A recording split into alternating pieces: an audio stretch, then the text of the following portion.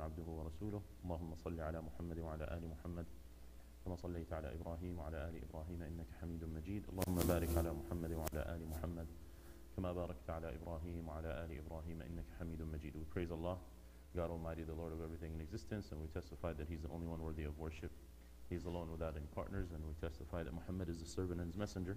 We ask Allah to bless the messenger Muhammad, to honor and compliment him, to shower him with protection and grace, along with his family and his righteous followers, as he did with Ibrahim, his family and righteous followers in the past. Allahumma alimna ma yanfa'una wa anfa'na bima 'allamtana wa zidna ilma.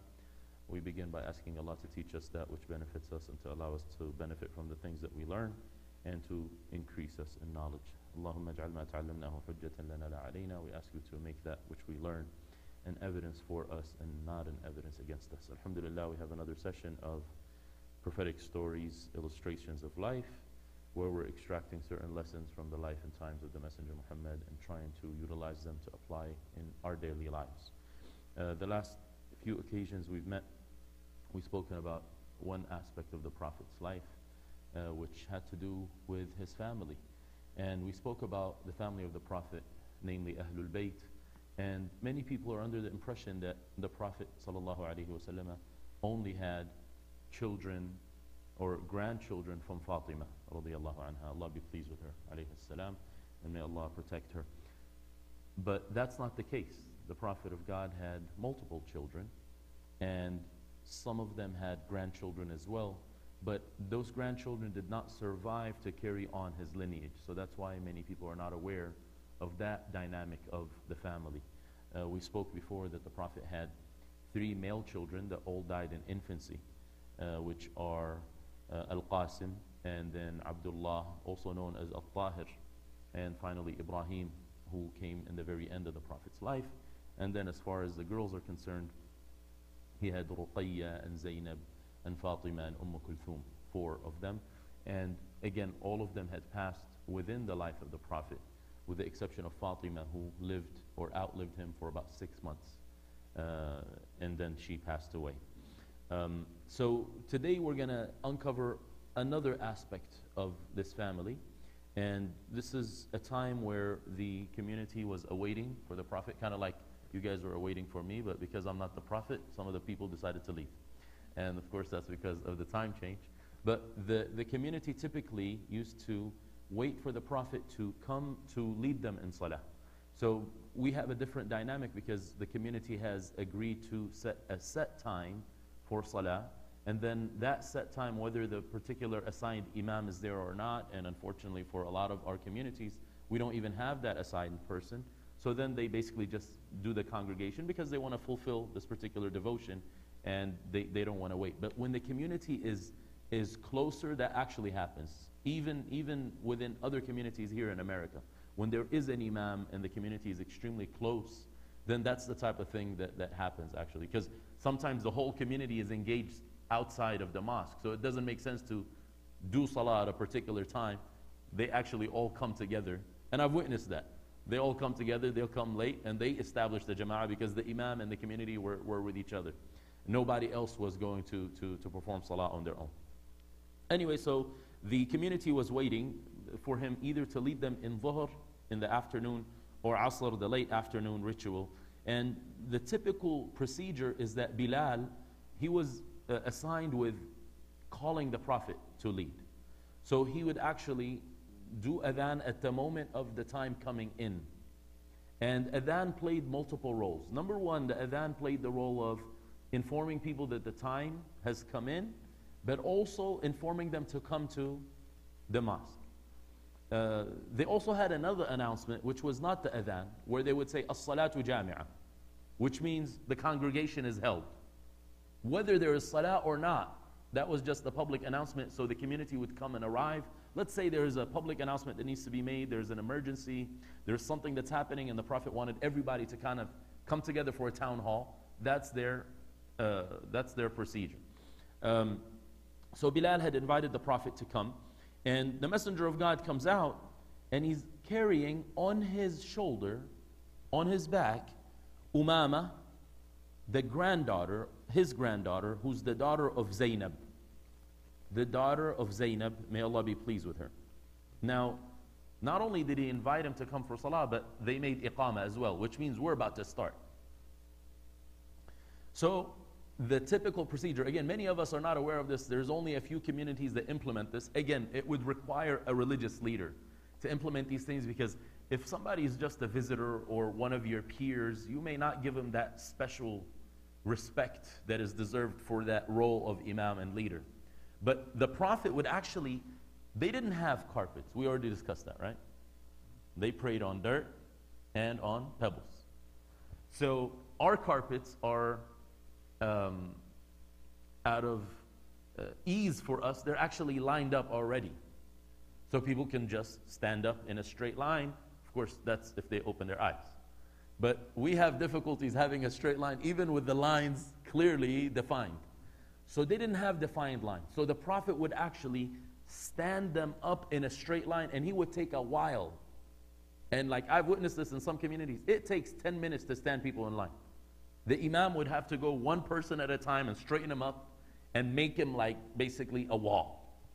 So that's what he would do. Typically, he would turn around, make sure that he's seeing people, making eye contact, physically pushing them, come up, telling them what to do. Of course, we lose out on that, because our typical procedure is, all right, let's just get this thing started, and it doesn't really matter what's happening behind the imam, because it's time. Time is sacred. So, but this is part of the ritual, especially when you're doing it in a congregation, to get the line straight.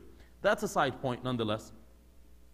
So the Prophet stands, sallallahu alaihi wasallam, in his own musalla, which is his place of where he would lead salah. What's interesting is if you go to the Prophet's masjid today, they have the location where he would regularly stand in salah. So they call it mihrab al-Rasuli sallallahu alaihi wasallam. Although mihrab, which is this niche, is not from the time of the Prophet. That did not exist. The wall of the Prophet's mosque was flat. This actually comes later on in history. And one of the reasons for it is because it projects your voice, because they didn't have microphones and they didn't have speakers. But basically the place where he would stand, and they have a few of them that are designated, because one of them is where he would stand at night vigil. So they call it mihrab al-tahajjud. And a lot of people want to go and stand there in that very location, because that's where the Prophet himself stood. So out of gaining blessings and also trying to implement his tradition. So he begins the salah, but he never even moved his granddaughter. She's still in the same position that he brought her in with, which is she's on his shoulders. She's grabbing on his back. Kind of like riding on him. And this was one of his favorite pastimes, where his grandchildren would take him as a horse or a camel. And this is the messenger of God. And we already covered the narration with Hassan when he was bowing down and he stayed in that position for a long time. They thought something wrong had happened to him, and it was only him trying to fulfill the need and the desire of his grandson. So here, he basically kept her in that position, but now when he wants to go down and bow down, he would take her and place her on the ground. And then he would perform ruku', he would go down, and then he would put his face on the ground. And then when he's done with his sajda, so the times where there is some type of danger or some type of discomfort for her, he would put her on the ground, and then he would pick her back up. Put her back on his shoulder, and then he completed the whole ritual in this fashion. The girl is on his back, and whenever he goes down, he places her on the ground, and then he keeps on picking her back up. Now, a few things here. Many people bring their children to the mosque, and that's praiseworthy, and that's something positive. And you want to make the children have a pleasant experience in this place. You want them to be attracted to it. But unfortunately, many parents are not aware of many of the regulations related to bringing the children to the mosque, because many of the adults don't even know a lot of the etiquettes in the mosque. Many of us have not been told.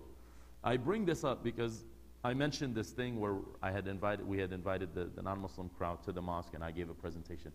I thought of it, I'm like, I wonder how many Muslims have attended a presentation of what the mosque is in Islam. And the reality is, many of us have no idea. We just go to it because it's like the way we were raised.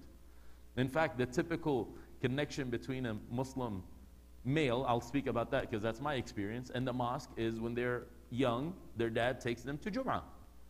And that's how they start their relationship with the mosque. Now here, maybe they take them to Sunday school. And because that's the only time that's available, considering the school schedule. But beyond that, actually recognizing what this thing is about, kind of like having a tour of it, we didn't get this opportunity. Now, if you learn, you start understanding what this thing is all about. And that's why I try to present some aspects of the Prophet's mosque whenever we get together. So, one of the etiquettes is that there is no harm in a mother or a father carrying their child while performing the ritual. And this is not limited to the mosque. That also is the case in the house. I can't tell you how many times children are suffering, and the parents are suffering secondhand suffering, like secondhand smoking, by listening to the child cry, and they think they can't move and carry the child. So they just let him be. And of course, for us, we lived in Medina, that was the most painful experience when you're in salah and the child starts crying. And he refuses to stop.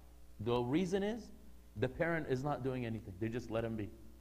Now the child is seeing 1 million people, and he probably can't get enough oxygen, right? All these strange faces, strange looks, and he's terrified. You need that comfort, the love language of touch.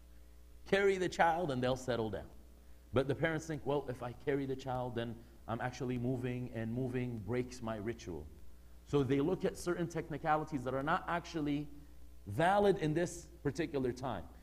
Moving unnecessarily for no valid reason and messing around is what ruins the experience.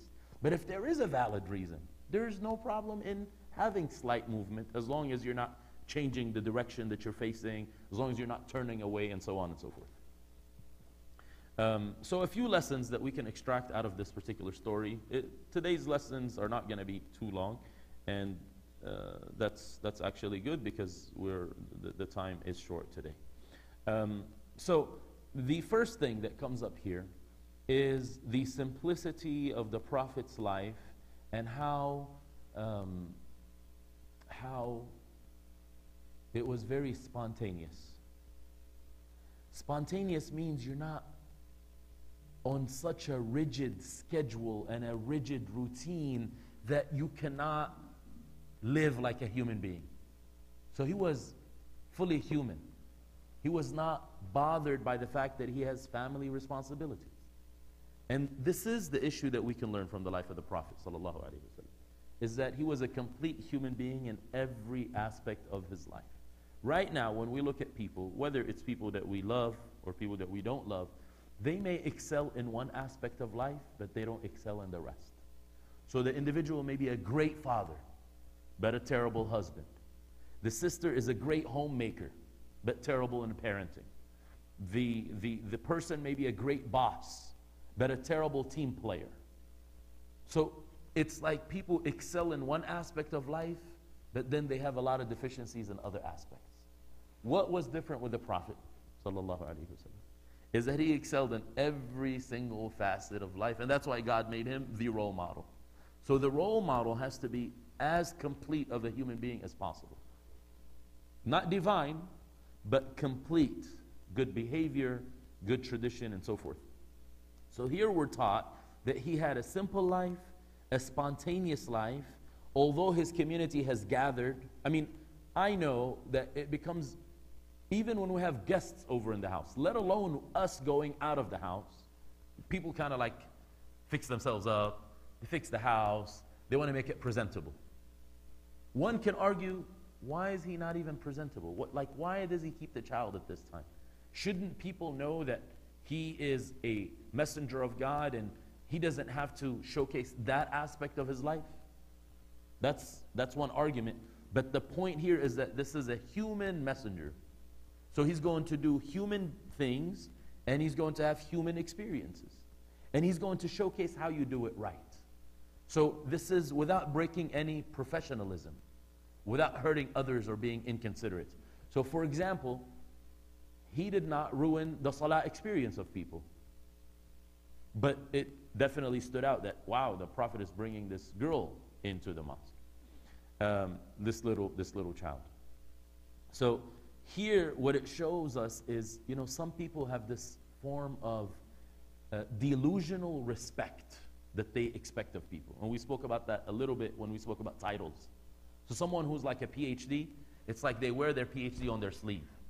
Like, do you know who you're talking to? No, I'm sorry. Like, last time I checked, we're both made out of the same dirt. But he's like, I want you to realize you should have this awe of me. Like, he's got this aura around him where he expects certain treatment.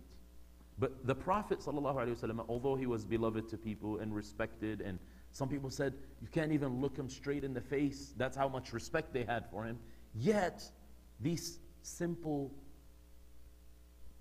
gestures of his go a long way, sallallahu alaihi wasallam. So some people also, they have, like, again, we're talking about, we're in California, and the president of